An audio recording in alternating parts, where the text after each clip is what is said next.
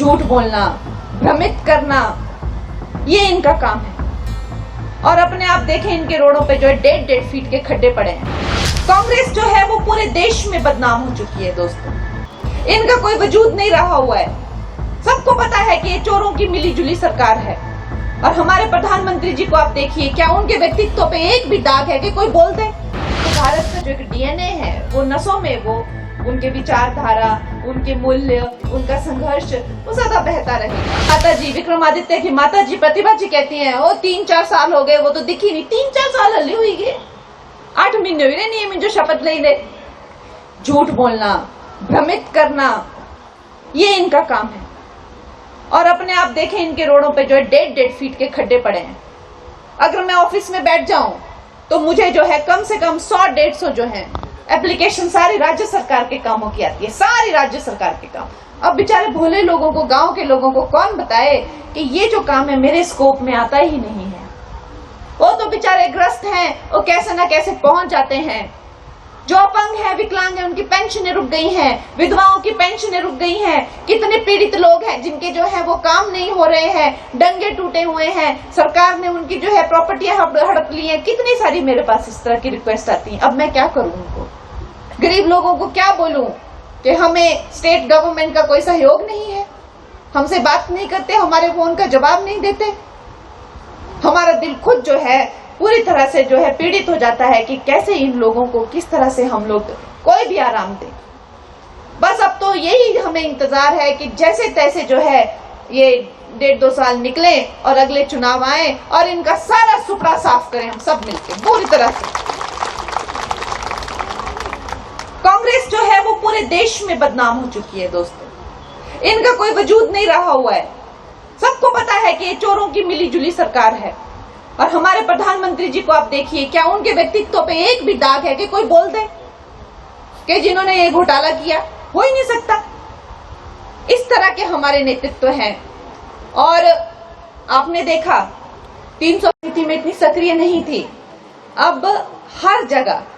और ये जो लहर आई है, ये हमारे प्रधानमंत्री नरेंद्र मोदी जी ने जिस तरह से महिला सशक्तिकरण से आगे जाकर, वुमेन एम्पावरमेंट से आगे जाकर, वुमेन लेड गवर्नमेंट का जब तक से हमको नारा दिया है, तो आज हर मातृशक्ति, हर बहन, हर बेटी, जैसे आप लोग भी मुझे देखते हैं, अब यहाँ पे इतने छोटे छोटे बच्चे हैं 3-3, 4-4 साल के, उनको पता नहीं वो कहाँ आए हैं, किस लिए आए हैं, क्या कर रहे हैं।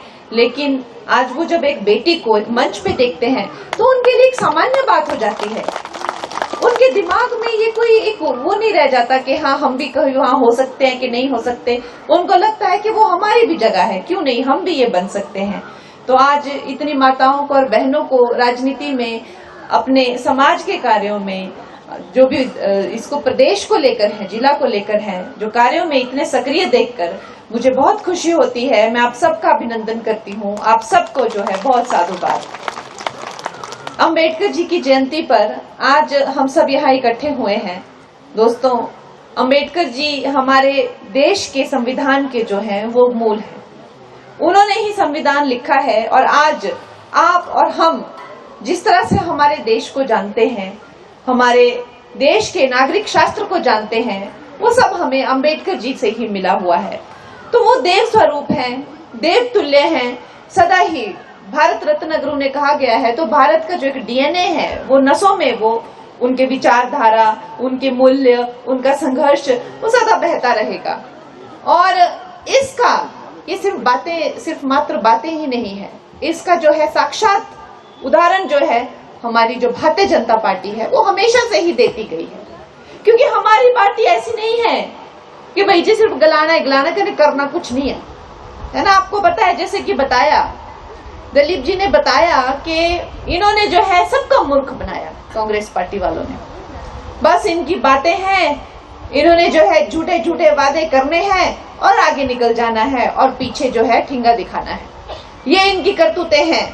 इन्होंने ही आजकल एक नया प्रचलन इन्होंने शुरू किया है कि जो संविधान है उसकी किताब को ये उछालते हैं, अंबेडकर जी के नाम को ये उछालते हैं, उनके नाम को इस्तेमाल करने का काम करते हैं।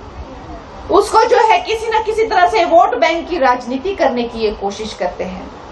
देखा होगा आपने, लेकिन हम भी इतिहास को दिखाएंगे और इतिहास गवाह है। और आज इसीलिए हम ये इकट्ठे हुए हैं वो दिन याद करने के लिए जब इनको अंबेडकर जी को जो है बड़ा ही अपमान करके जो नेहरू ने जो है कैबिनेट से निकाल दिया था। उन्होंने त्याग पत्र दिया था क्योंकि बार बार उन्हें अपमानित किया जाता था, उन्हें निराश किया जाता था, उनकी बातों का मान नहीं रखा जाता था। क्यों? क्योंकि नेहरू जी को हर कोई इंसान जो ज्यादा इंटेलिजेंट उनसे था, जो ज्यादा इस देश को समझता था, उससे प्रॉब्लम हो जाती थी। मैंने तो इस बात पे बड़ी रिसर्च की हुई है और मुझे और कोई कारण नहीं दिखता कि उनको उनसे और क्या दिक्कत हो सकती है और क्या द्वेष और क्या ईर्ष्या हो सकती है। इतने महान इंसान को त्याग पत्र देना पड़ा कि इस बुनियाद पर उन्होंने अंबेडकर जी का जो है इतना अपमान किया। उसके बाद इन्होंने वोट बैंक राजनीति तो जारी रखी, लेकिन जब चाहे कितने ही संक्षिप्त काल के लिए जो है भारतीय जनता पार्टी की सरकार आई हो, लेकिन अगर भारत रत्न किसी ने दिया अंबेडकर जी ने, तो भारत जनता पार्टी की सरकार ने उन्हें भारत रत्न दिया। उसके बाद प्रधानमंत्री जी ने कभी भी संविधान उछालकर जो है कोई दुहाइयां नहीं दी, ये बातें नहीं उछाली। और जैसे ही वो सत्ता में आए, सबसे पहले उनको देवतुल्य स्थान अंबेडकर जी को अगर किसी ने दिया है तो वो नरेंद्र मोदी जी ने दिया है। उनके जो पंच तीर्थ हैं उनको पूजनीय घोषित किया। जहां उनका जन्म हुआ, जहां उन्होंने शिक्षा ली, जहां उन्होंने अपनी तपस्या की, जहां उनका मृत्यु हुई, जहां उनकी समाधि बनी, ये सब एक तीर्थ का दर्जा अगर किसी ने दिया तो प्रधानमंत्री नरेंद्र मोदी जी ने दिया। लेकिन कांग्रेस ने क्या किया? उनका नाम उछाला, लोगों में भय पैदा किया, अरे जी संविधान बदल देंगे, आपके नैतिक अधिकार छीन लेंगे, आपको ये कर देंगे, रिजर्वेशन छीन देंगे, इस तरह के जो लोगों में भ्रम पैदा किया।